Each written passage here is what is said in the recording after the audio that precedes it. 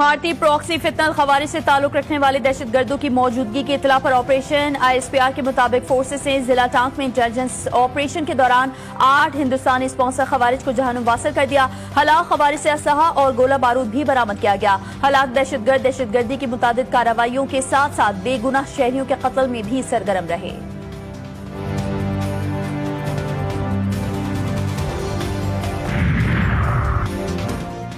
بم دھماکے میں SP اسد زبیر سمیت 3 پولیس اہلکار شہید۔ IG خیبر پختونخوا ذوالفقار حمید کے مطابق دھماکے میں SP آپریشن اسد زبیر کی گاڑی کو نشانہ بنایا گیا۔ دھماکے کے نتیجے میں پولیس موبائل الٹ گئی۔ بلیامینہ میں غلمینہ چیک پوسٹ خالی تھی۔ خالی چیک پوسٹ کو دہشت گردوں نے دھماکے سے اڑایا۔ دھماکے کی اطلاع ملتے ہی SP آپریشن اسد زبیر پارٹی سمیت پہنچ گئے۔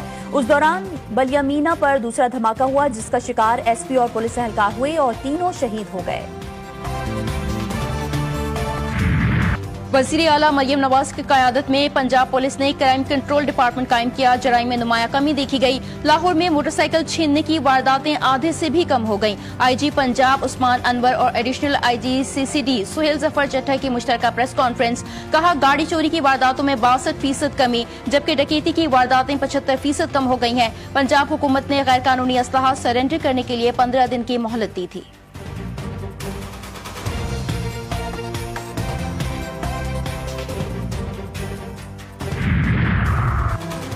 پاکستان خطے میں روابط اور معاشی ترقی کے لیے کوشاں۔ ہمارا خطہ موجودہ بیلٹ اینڈ روڈ انیشیٹو روابط کا محور رہا ہے۔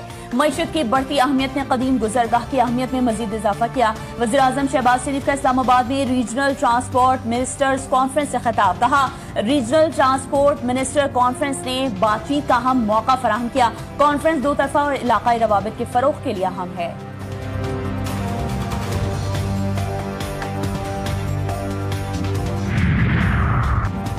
PP اور نون لیگ میں اتحاد شوق نہیں مجبوری ہے۔ نون لیگ نے معاہدے کے کئی نکات کی خلاف ورزی کی۔ سسٹم ڈیریل ہو جائے تو کوئی آپشن نہیں ہوتا۔ ہم کوشش کر رہے ہیں کہ پنجاب میں معاملات بہتر ہو جائیں۔ گورنر پنجاب سردار سلیم حیدر کہتے ہیں وزیر اعظم نے PP کے تحفظات دور کروانے کی یقین دہانی کروائی ہے۔ وزیر اعلیٰ خیبر پختونخوا کو بانی PTI سے ملنے دینا چاہیے۔ دونوں کی ملاقات ہو جائے گی تو قیامت نہیں آ جائے گی۔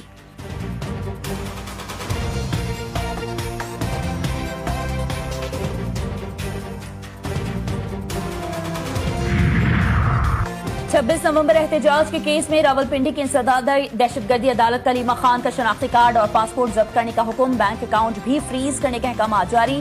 عدالت نے نادرا اور امیگریشن پاسپورٹ کو ہدایات جاری کر دیں۔ علیمہ خان کے ضامن کی جائیداد بھی ضبط کرنے کا حکم۔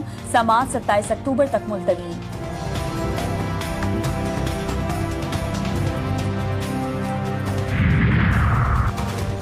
دوحہ مذاکرات کے تحت افغانستان کی صورتحال پر نظر ہے۔ پاکستان افغانستان کے ساتھ مذاکرات میں قطر کے کردار کو سراہتا ہے۔ افغانستان دوحہ مذاکرات میں کیے گئے وعدوں پر عمل درآمد کرے۔ ترجمان دفتر خارجہ طاہر اندرابی کہتے ہیں کہ افغان طالبان اور پاکستان کے درمیان مذاکرات کل ہوں گے۔ پاکستان آزاد اور خود مختار فلسطینی ریاست کے قیام کی حمایت جاری رکھے گا۔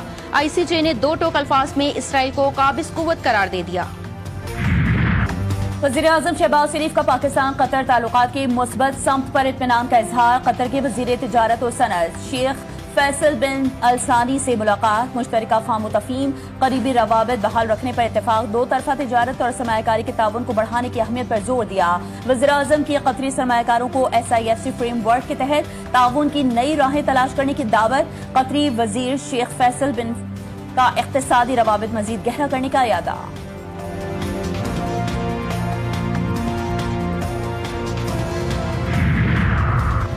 نائب وزیر اعظم و وزیر خارجہ اسحاق ڈار کا متحدہ عرب امارات کے وزیر خارجہ شیخ عبداللہ بن زائد سے ٹیلی فونک رابطہ۔ دونوں رہنماؤں کے درمیان 2 طرفہ و کثیر الجہتی امور پر تبادلہ خیال، خطے اور عالمی صورتحال پر بھی گفتگو۔ دونوں رہنماؤں کا قریبی رابطہ برقرار رکھنے پر اتفاق۔ پاکستان اور UAE کے درمیان تعلقات مزید مضبوط بنانے کے عزم کا اعادہ۔